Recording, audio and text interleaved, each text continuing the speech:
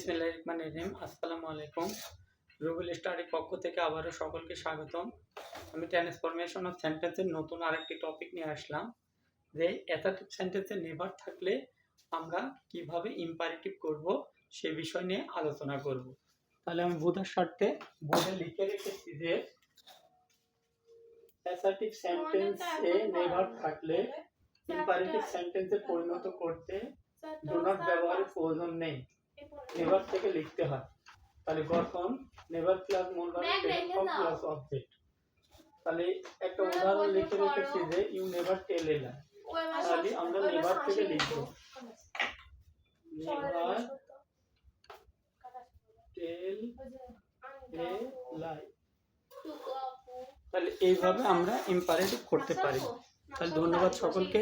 ভিডিওটা ভালো লাগলে একটা লাইক, একটি কমেন্ট এবং একটি শেয়ার করবেন এবং সাবস্ক্রাইব করে পাশে থাকবেন।